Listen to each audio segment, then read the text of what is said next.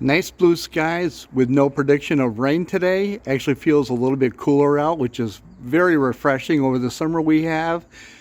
But I think Mother Nature has something in store for me as a little surprise. Must be that dark black cloud hanging over my head.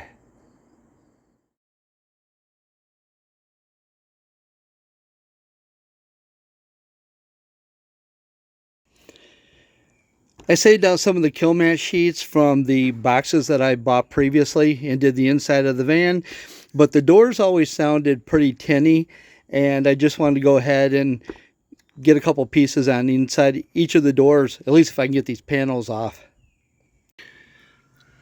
The inside part of all of my van doors are covered with these plastic panels, and I wanted to find out how I could get them off without doing damage to them in case I wanted to remount them.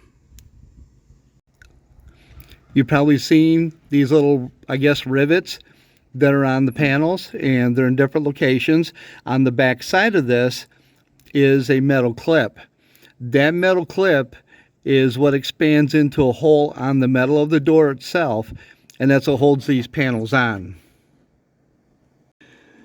The best way that I've found to gain access to these is to take a plastic trim tool, gently pry between the panel and the metal of the door until you get it pulled enough away. And if you take a look down inside there, you're going to see at the end of my trim removal tool one of those metal clips, and that's what holds this plastic panel in place. The easiest way after you get this pried open is to take a pair of channel locks and try to compress these edges with the channel locks, and then the panel will pop out, and that will give you enough room to where you can go on to the next clip and remove that. And as you've seen on this door, where I have already removed the panel, you gain access to the entire inside of the door. In my case, I wanted to apply some kill mat sound deadening. Makes a really big difference on the tinny sound that you get when you close the door. And I also wanted to add some insulation in here, and that'll be the next thing that I do. I finally got the side panel off one of the side doors, and as you can see, I've installed the kill mat, and I apologize to those of you with OCD because I put this in upside down, but I did get the one on the bottom, so 50% good. I'm not sure what I'm going to do with the door yet, because I can make my own panel and make a little cabinet right here, like a medicine cabinet or something like that, and utilize this space, because right now it's just dead space. The plastic panel that goes on here looks nice, but it's not very functional when all this is just kind of, you know, sitting here wasted away. I did have a few minor scrapes from the channel locks when I was compressing the clips to get the door panel off, and I went back through, and as you've seen in some of my past videos, I used the rust reformer, and then after that dried, I went through with the gloss spray paint, also made by Rust-Oleum, and I coated everything. And then inside the cracks in the bottom, I use fluid film, which I've been using for years on my Jeep. My son uses it on his Jeep as well. And I sprayed in the bottom, up the sides, and into the cracks, because that's a really good rust preventative. Some of these doors have large openings to where I thought maybe I could, you know, build a little insert and make my own panel to replace the plastic panels, and then I could use this, what would be otherwise dead space. But on all the doors, I've seen where they're not flat. They curve at some point or another, and I wouldn't be able to use the cedar planking. I'd have to use something that would be more flexible, and I'm not entirely disliking the plastic panels. I just thought it would be kind of a waste of a space to put them back on, but I got a feeling after I insulate this, I'll probably be putting them back on. And just to give you a little update on some odds and ends here, you probably noticed toward the end of one of my latest videos, I had a real long cable that connected the positives of these two batteries. That was just something to use in the interim that actually went to my my inverter. And you can see that I now have a 4-gauge cable, quite a bit shorter, that hooks the two positives together. One of the other things that I've been waiting on finally arrived, and that is my memory foam mattress. I got a 6-inch mattress that is in a twin size. I built my bed according to the width of a twin size bed.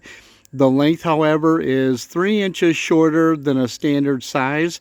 So I'm going to have to remove this cover, and then I'm going to have to trim the mattress down about 3 inches, and I should be good to go. In order to trim my memory foam mattress down, I guess the first thing you need to do is to unzip the cover. And apparently underneath the cover is another cover. So I guess I'll have to remove part of that. Well, I noticed this end already had a little bit of a rip in the stitching, so I guess I'll just open this up enough to expose the mattress. And now that the second cover has been peeled back a little bit, I don't know why that's on there. It has a nice zippered cover that fits over this. Now the foam is exposed, and I can trim it back about 3 or 4 inches. I just took my ruler, measured back, struck a line across with a Sharpie, and I guess the recommended method is to either use a serrated blade bread knife or an electric carving knife, and my neighbor graciously lent me his, and that's what I'm going to try to cut it with. Well, this was the first time using my inverter off my solar system, and I'm happy to say it worked great. And so did the electric knife. I was able to get a nice straight cut off the piece, and now we'll see if that's going to be short enough to fit back on my bed frame. And after cutting the mattress to size, I put the inner cover back around the best that I could. I didn't stitch it back up or anything, but I did leave it in place. And then I put the outer cover on, and it actually fit back on quite well. It zippered around fine. Obviously, you're going to have a little bit of loose material here at the end because you just cut a few inches off, but I'm happy with it, and I'm sure it'll fit fine. And here's a little further update. I was able to make a cardboard template, and I cut a piece of plywood to fit on the passenger rear wall, and I will attach my cedar planking to that. The mattress that I just cut, that fit in perfectly, and made it so much easier using an electric carving knife. At the head of the bed, I did put cedar planking up there, which butts up against the brick board. And yes, I have a TV in my house. You guys have one in yours. I'm going to put one in mine.